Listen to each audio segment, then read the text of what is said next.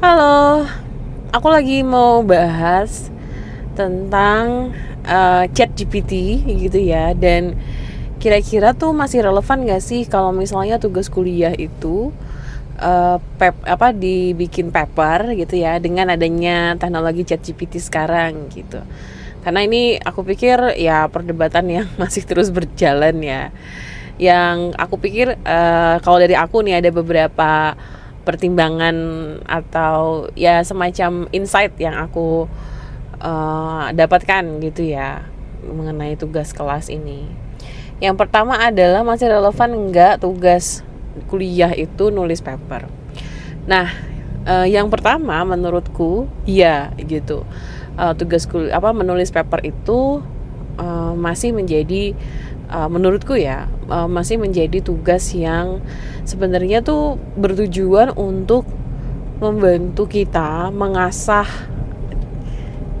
cara kita membangun argumen gitu. Karena seringkali nih kalau misalnya aku ngomong gini kan risiko ngalor ngidulnya gitu, risiko ngomongnya nggak mendalam atau mungkin kayak masih pakai bahasa-bahasa yang sederhana gitu sangat tinggi kan kalau misalnya secara verbal gini. Dan seringkali tuh ketika kita memproduksi suara ini, aku ngomong gini tuh apa yang aku pikirin di otak aku harus sampaikan, tidak ada begitu banyak waktu untuk mengendapkan dulu pemikirannya gitu ya. Sehingga menurutku menulis paper itu menjadi jalan untuk membantu membangun, menyampaikan argumen dengan lebih terstruktur gitu. Dan juga dan bisa argumen itu bisa didukung oleh data-data, referensi-referensi yang lebih valid gitu ya, sehingga bisa terlihat bahwa argumen yang dibangun dalam paper atau essay itu kalau dilihat sebagai sebuah sumber, menurutku ya itu sumbernya lebih, kalau boleh dibilang lebih valid gitu dibandingkan dengan misalnya kalimat verbal, aku mengucapkan apa yang aku omongin secara verbal. Sehingga menurutku masih penting sih tugas paper saat kuliah. Dan yang kedua, sebenarnya menulis itu menjadikan kesempatan gitu ya untuk ini menambah skill menggunakan bahasa sih. Jadi kan kalau kita menulis ada beberapa kalau boleh dibilang tata cara gitu ya, ada beberapa hal-hal pagu-pagu yang harus kita ikutin. Misalnya kalau nulis paper akademik, berarti kita harus belajar menggunakan bahasa-bahasa yang sifatnya akademis. Bahasa akademis itu apa sih? Kalau menurutku tuh sebenarnya bahasa akademis itu sederhananya adalah bahasa yang bisa dipertanggungjawabkan gitu. Jadi maknanya tidak ambigu gitu ya. Kalau clear to the point gitu ya. Dan bisa dipertanggungjawabkan tuh berarti ada referensinya gitu kan, bukan hanya mengarang mengarang indah semata gitu. Nah, jadi itu yang menurutku membuatku berpikir bahwa ya tugas paper tuh masih relevan buat kelas. Walaupun sekarang aku melihat banyak juga ya variasi dari tugas-tugasnya, tergantung. Karena kan sebenarnya kalau dilihat apakah hanya tugas paper yang membantu mahasiswa melakukan analisis, enggak juga gitu kan. Bisa juga tugas yang berupa presentasi, bikin poster atau bikin video atau bikin model format tulisan yang lain, itu kan juga membantu dalam membuat mahasiswa mengasah kemampuan analisisnya. Nah, tapi terus kan sekarang perkembangannya ada ChatGPT gitu. Gimana? Karena bisa jadi kan risikonya yang nulis jangan-jangan adalah ChatGPT-nya gitu. Ya menurutku itu memang ada resikonya gitu ya, terjadi juga resikonya. Tapi aku pikir kita kayaknya harusnya ya sekarang udah mulai nggak gumun lagi gitu dengan keberadaan ChatGPT dan AI generatif lainnya gitu. Karena sebenarnya Ini aku inget kayak zaman dulu Google baru diperkenalkan sih, tahun berapa sih itu? Lama banget, tahun 2000-an kali ya ada Google itu gitu. Orang tuh masih kayak oh Google gitu. Sampai ada sarjana Google, nanti bisa aja nanti sarjana ChatGPT gitu kan. Cuman menurutku mau nggak mau gitu ya, ChatGPT ini akan menjadi hal yang eksis bersama kita gitu ya, atau setidaknya generatif AI yang lain gitu ya akan menjadi eksis bersama dengan kita. Tapi bukan juga menjadi replacement atau bisa menggantikan kemampuan manusia untuk melakukan analisis. Kenapa? Karena menurutku sebenarnya ChatGPT itu kan lebih ke generative language ya, atau generative pre-trained transformer yang digunakan itu sebenarnya bagaimana dia bisa mengolah bahasa gitu.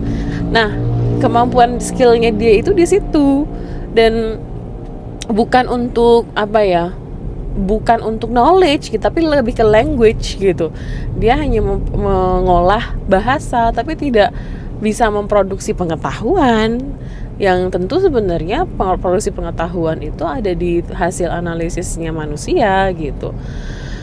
Jadi tapi menurutku ya, kalau mau koeksis dengan ChatGPT ya kita perlu tahu plusnya apa, minusnya apa. Plusnya itu tadi, dia itu pinter language processing, dan menurutku ini bukan hal yang baru ya.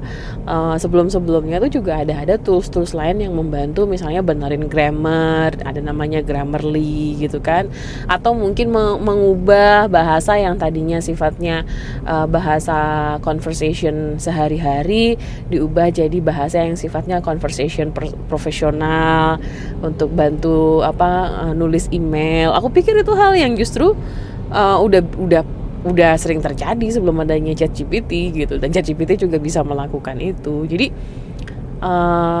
kelebihannya itu adalah dari sisi penggunaan bahasanya. Jadi menurut aku ya bisa jadi sebenarnya kita perlu melihat ChatGPT ini kayak Google awal-awal zaman dulu gitu. Jadi keberadaannya itu ya kita pakai untuk mencari bukan mencari sumber referensi ya, tapi kayak mencari ide, mencari masukan tentang bahasa yang kita gunakan gitu. Kadang kan mungkin sebagai peneliti, sebagai mahasiswa kita suka mengalami writing block gitu ya, aduh bingung nih gitu. Nah, kita bisa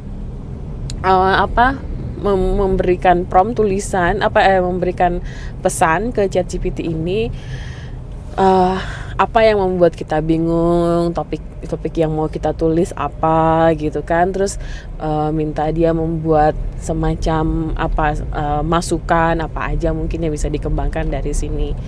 Tapi tentu saja yang dia bisa berikan hanya kayak pasti akan selalu muter-muter di topik topik yang mau kita input, bahasa-bahasa yang kita input gitu.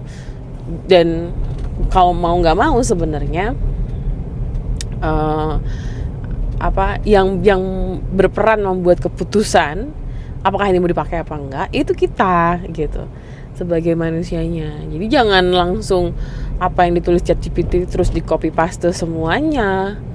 Nah itu yang menjadi keliru karena sebenarnya tugas dia itu nggak bisa kalau misalnya disuruh bikin paper gitu.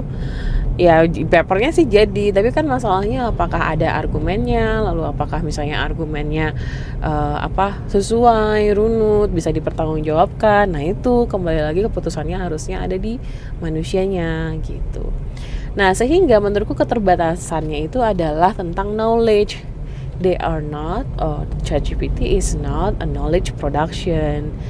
Terus gimana ya, menurutku kalau mengambil dari sudut pandang socio-technical system gitu ya, bahwa manusia dan benda di sekitarnya itu bisa co-producing gitu ya, maka menurutku kita bisa mendudukkan ChatGPT ini sebagai kawan kita gitu dalam memproduksi pengetahuan.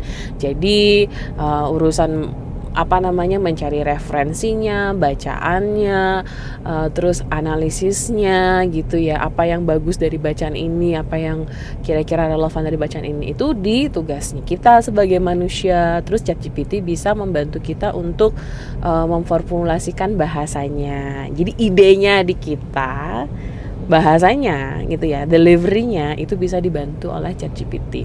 Di satu sisi sebenarnya buat aku pribadi, ChatGPT ini juga berpotensi untuk empowering ya, membantu orang-orang yang selama ini kalau misalnya dalam belajar itu punya keterbatasan bahasa gitu, jadi agak susah gitu misalnya untuk menyampaikan bahasa atau menulis dalam bahasa Inggris yang lebih akademis. Nah di situ mungkin kita bisa menjadikan ChatGPT ini sebagai pendamping, sama seperti misalnya dulu kita pakai Grammarly. Kadang buat aku pribadi gitu ya, yang paling susah dan aku tuh kadang paling ribet banget kalau nulis itu adalah kapan mau pakai the gitu kan, kapan mau pakai plural. Itu tuh yang aku kadang kayak bingung, karena kita kan di bahasa Indonesia nggak ada the itu harus dipakai atau off gitu kan. Nah kadang-kadang kayak gitu tuh aku masih perlu pakai tools grammar, yang mengoreksi grammar gitu. Kalau dulu pakai Grammarly.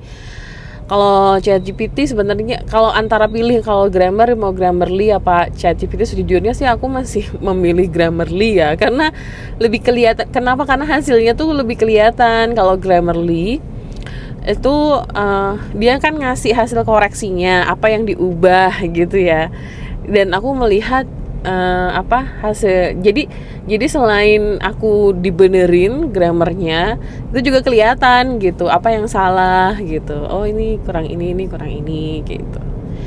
Jadi itu sih ya, aku pikir ini tentang bagaimana sebenarnya kita sebagai manusia bisa koeksis gitu dengan sebuah inovasi teknologi, tapi koeksis dalam hal ini yang memang posisinya itu adalah setara gitu, bukan teknologi mendominasi manusianya atau bahkan sebaliknya manusianya terlalu antipati sama teknologi begitu. Itu dulu semuanya, makasih udah dengerin.